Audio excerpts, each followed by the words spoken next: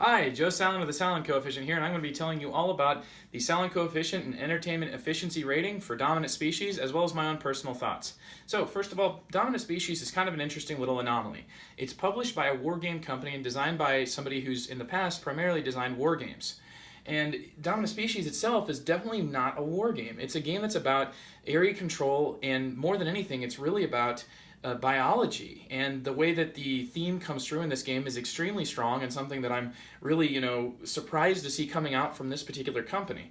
Anyhow, Dominant Species itself is a game that's really interactive, and that tends to rub people a certain way. So I want you to understand that, like, in this game, if you sign up for this, you are going to be having the ability to really mess with other players' plans, to really take down, specifically there are spots on the board that let you, wherever you're at, you can actually remove other players' cubes from that area. But it all feels very much tied to this cohesive theme. And not just that, but I feel like you can really see when players are trying to interact with you, and there are tools that you have at your disposal to sort of, I would say, mitigate that as best you can. But interaction is really key here. If you're not a big fan of interactive games, then I would just say, you can just pretty much stop here. Dominant Species is very, very interactive, and that's part of its very harsh environment. It's like you yourself can really become an endangered species here.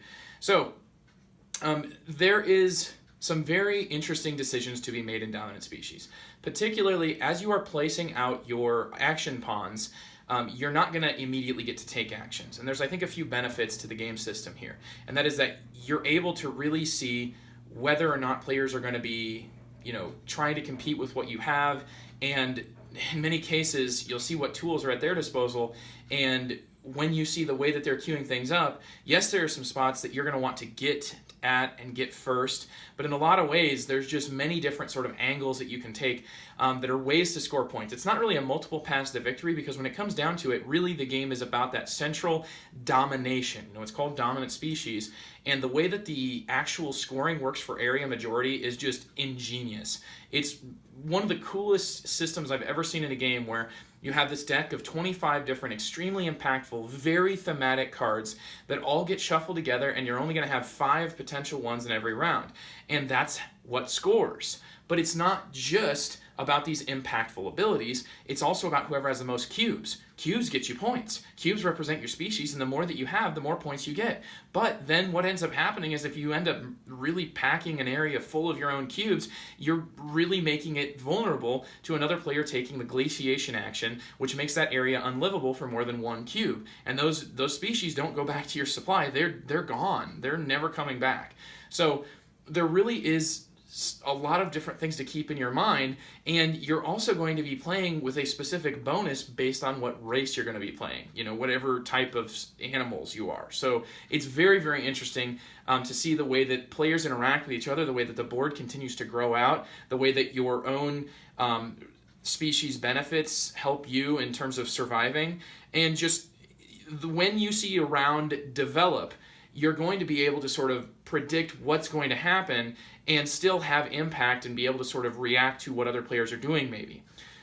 I would also say, though, that because of the way that round gets set up, you end up doing a lot of thinking several steps ahead.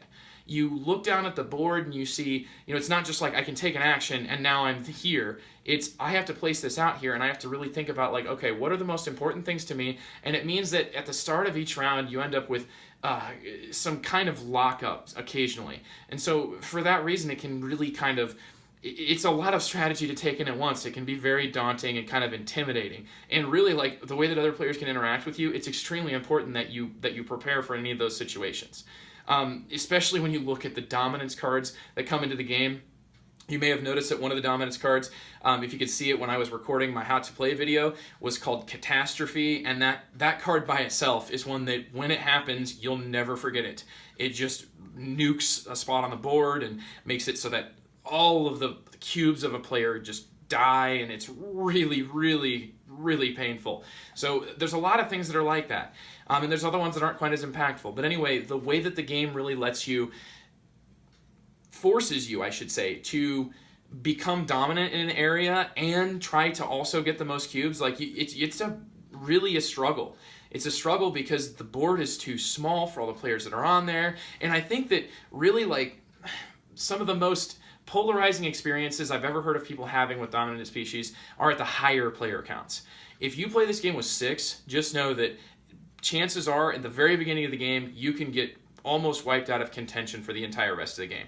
If other players have kind of decided that they're going to be scoring certain tiles and that you don't fit into their plans, boy, you can really get messed up, especially if you get, the old 1-2 when you end up getting hit by multiple players, and it's just because you're weak and you're kind of easy to prey on, no pun intended.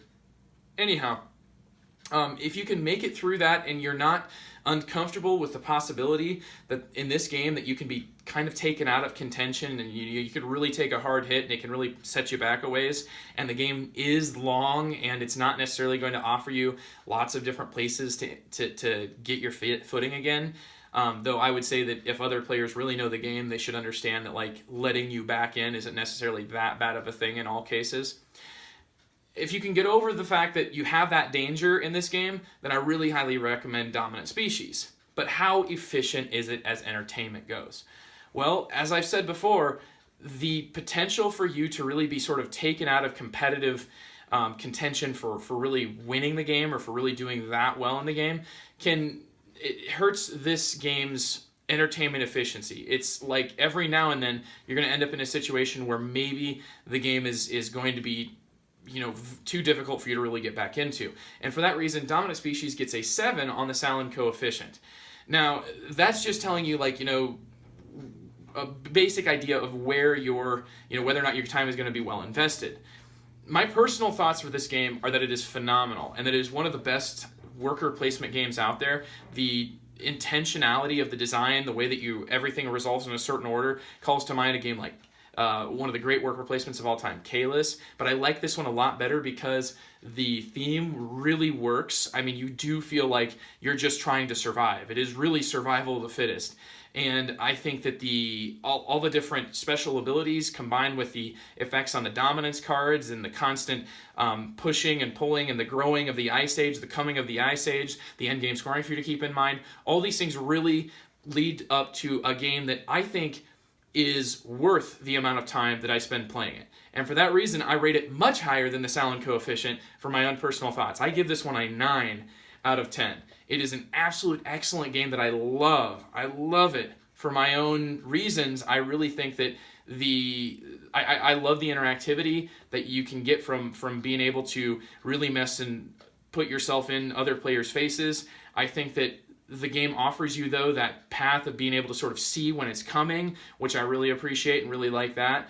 And just in general, like, there isn't really the randomness here to really mess with you. Instead, it's all a lot of game systems that I think are intuitive, very well designed, and extremely evocative of its theme, together with a concerted focus on one of the most enriched and very deep area control games out there. So a 9 for me, 7 on the Sallen Coefficient, just because you got to come into this understanding that you might be taken out of the game and it might end up being a very difficult way to claw yourself back. So all these animal references hopefully haven't had you groaning too bad so far. But anyway, that's the Sallen Coefficient for Dominant Species. I'm Joe Sallen. Thank you so much for watching this. Check out my other videos and my how to play. This one was really tough. Lots and lots of takes to get that down to, I know it wasn't 60 seconds, but it was as close to a minute as I could.